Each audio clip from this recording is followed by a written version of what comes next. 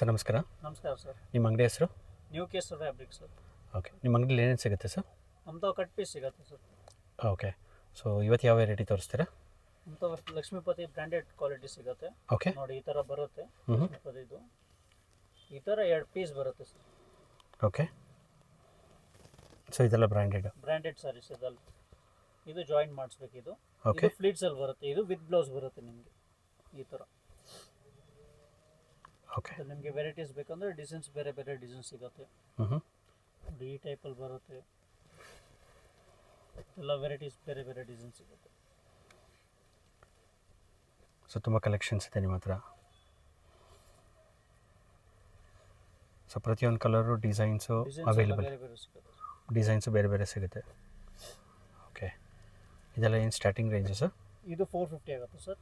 ಇದೆಲ್ಲ 450 range. Okay. So bulk quantity ತೊಗೊಂಡ್ರೆ courier facility ಏನಾರು ಇರುತ್ತಾ? ಮಾಡಿಕೊಡ್ತೀವಿ ಸರ್. ಕೊರಿಯರ್ ಫೆಸಿಲಿಟಿ ಅವೈಲೇಬಿಲಿಟಿ ಇರುತ್ತೆ. ಪ್ಲಸ್ ಸಿಂಗಲ್ ಪೀಸ್ ಅವೈಲೇಬಲ್ ಇದೆಯಾ ಸರ್? ಸಿಂಗಲ್ ಪೀಸು ಕೊಡ್ತೀವಿ, ಹೋಲ್ಸೇಲ್ ಮಾಡ್ತೀವಿ. ಹೋಲ್ಸೇಲ್. ಓಕೆ. ಸೊ ಇದೆಲ್ಲ ನ್ಯೂ ಅರೈವಲ್ಸು. ಸೊ ನಿಮ್ಗೆ ಯಾವ್ದಾನ ಇಷ್ಟ ಆಗಿದ್ದರೆ ಮೇಲ್ಕೊಟ್ರೆ ನಂಬರ್ಗೆ ವಾಟ್ಸಪ್ ಮಾಡಿದ್ರೆ ಆರ್ಡರ್ ಪ್ಲೇಸ್ ಮಾಡ್ಬೋದು.